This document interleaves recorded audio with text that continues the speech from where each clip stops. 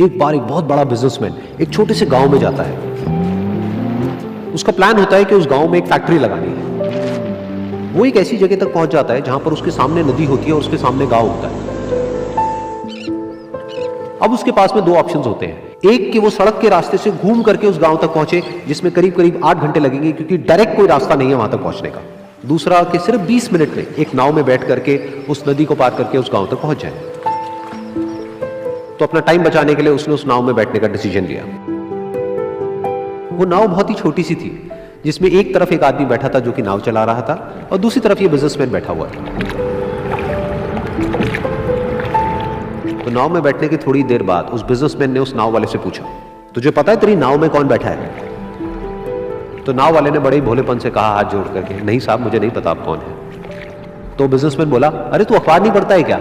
हर दूसरे दिन मेरी फोटो आती है अखबार में। तो नाव वाला बोला, अरे साहब मुझे कहाँ पढ़ना लिखना आता है, मैं बहुत छोटा सा था जब मेरे पिताजी गुजर गए थे, तो अपने परिवार का ध्यान रखने के लिए मैं बचपन से ही काम में लग गया और तभी मेरा स्कूल छूट गया।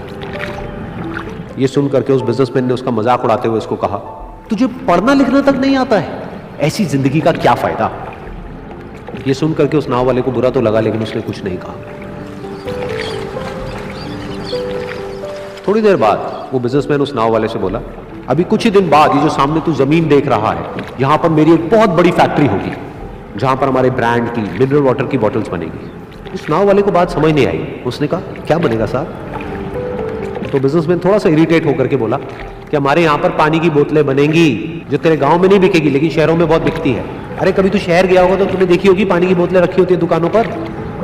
फिर वो नाव वाला बोला, अरे साहब मुझे कैसे पता होगा, मैं तो कभी इस गांव से बाहर गया ही नहीं। फिर वो बिजनेसमैन उसके ऊपर हंसते हुए बोला, तू कभी इस गांव से बाहर तक नहीं गया, तुझे पता ही नहीं कि शहर क्या होता है? अरे ऐसी जिंदगी का क्या फायदा? उसकी ये बात सुन करके उस नाव वाले को सच में लगने लगा कि मेरी जिंदगी शायद किसी काम की नहीं है। अपनी सोच की वजह से उसका नाव से ध्यान हटा और तभी नाव की टक्कर हो गई एक बड़े से पत्थर से, जिसकी वजह से नाव में पानी भरने लगा और नाव डूबने लगी। उस जगह पर पानी बहुत ही गहरा था और किनारा दूर था। नाव वाले को समझ आ गया कि अब इस नाव को बचाने का कोई तरीका नहीं है और वो अपनी जान बचाने के लिए नदी में छलांग मारने ही वाला था। तभी उसने उस बिजनेसमैन से पूछा, साहब आपको तैरना तो आता है ना? तो बिजनेसमैन घबरा करके बोला, ऐसा क्यों पूछ रहे हो, मुझे तैरना नहीं आता है। उसकी ये बात सुन करके नाव वाले को हंसी आ गई और वो बोला, अरे साहब आपको तैरना तक नहीं आता, ऐसी जिंदगी का क्या फायदा? ये सुन करके उस बिजनेसमैन को अपनी गलती का एहसास हुआ और वो हाथ जोड़ करके उस नाव वाले से बोला, तुम जो कहोगे मैं तुम्हें दूंगा, बस मेरी जान बचा लो। तो उस नाव वाले ने बोला, अरे साहब आप घबराओ नहीं, मुझे सिर्फ तैरना नहीं आता है, मुझे डूबते हुए लोगों को बचाना भी आता है। आप मुझे कस के पकड़ लो, मैं आपको कुछ नहीं होने दूंगा। और फिर उस नाव वाले ने ना सिर्फ अपनी बल्कि उस बिजनेसमैन की भी जान बचाई।